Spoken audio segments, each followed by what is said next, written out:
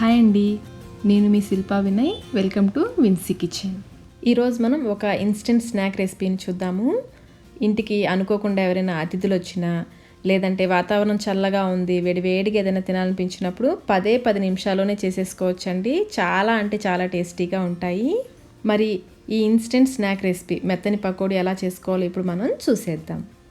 ముందుగా ఒక మిక్సింగ్ బౌల్లో 2 మీడియం సైజ్ ఉల్లిపాయలని ఇలా సన్నగా కట్ చేసి వేసుకోవాలి. కప్ మెజర్మెంట్లో అయితే 1 కప్పు తీసుకోవాలండి. రుచికి సరిపడినంత ఉప్పు కొంచెమే వేసుకోండి, ఎక్కువ పట్టదు, కావాలంటే మళ్ళీ వేసుకోవచ్చు.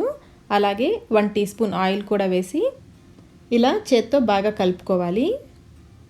ఇలా కలుపుకోవడం వల్ల ఉల్లిపాయలో నుంచి వాటర్ బయటకు వస్తుందండి. దీనివల్ల పకోడీకి మంచి టేస్ట్ వస్తుంది.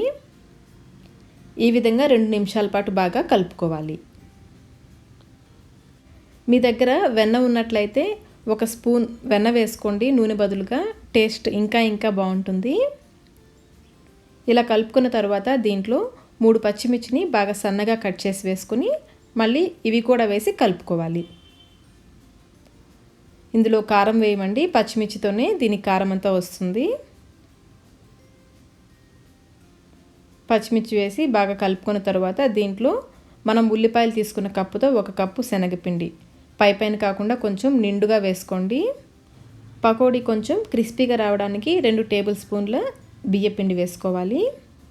2 చిటికెళ్ళ వంట సోడా, బేకింగ్ సోడా అంటారు కదా, అలాగే 1/2 టీ స్పూన్ జీలకర్ర, చిన్నగా కట్ చేసుకున్న కొంచెం కరివేపాకు, అలాగే సన్నగా తరిగిన కొత్తిమీర కూడా వేసుకోవాలి. ఇవన్నీ వేసి ముందు నీళ్లు పోయకుండా బాగా కలుపుకోవాలి. ఇలా బాగా కలుపుకున్న తర్వాత కొంచెం నీళ్లు పోసుకుంటూ పిండిని కలుపుకోవాలి. నాకు వాటర్ యాడ్ చేసే క్లిప్పింగ్ మిస్ అయిందండి, వీడియో క్లిప్పింగ్ మిస్ అయింది. పిండి కొంచెం గట్టిగా ఉంది కదా, మరి కొంచెం నీళ్లు పోసుకుందాము. పకోడీ పిండిలాగా గట్టిగా కలుపుకూడదండి, కొంచెం బజ్జీ పిండిలాగా కలుపుకోవాలి. చూడండి, కన్సిస్టెన్సీ ఈ విధంగా ఉండాలి.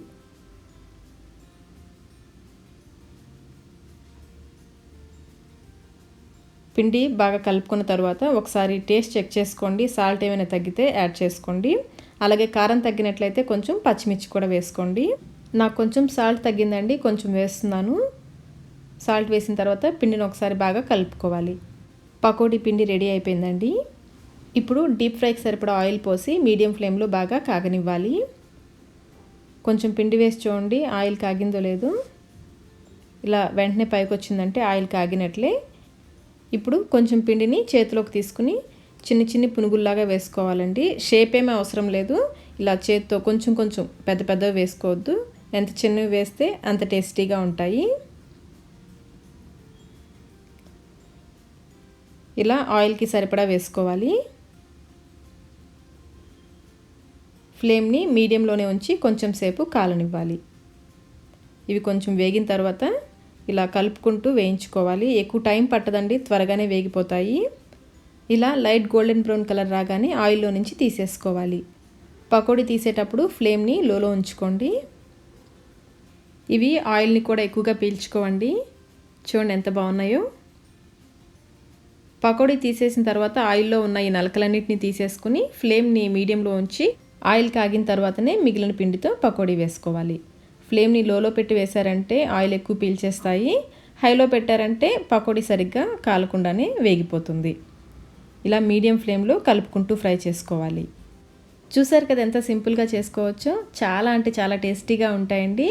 మరి మీరు కూడా ట్రై చేసి మీకు ఎలా వచ్చాయో కమెంట్ రూపంలో మాకు తెలియచేయండి.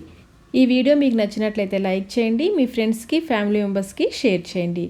మా విన్సీ కిచెన్కి సబ్స్క్రైబ్ చేయడం కోసం కింద ఉన్న సబ్స్క్రైబ్ బటన్ని ప్రెస్ చేయండి.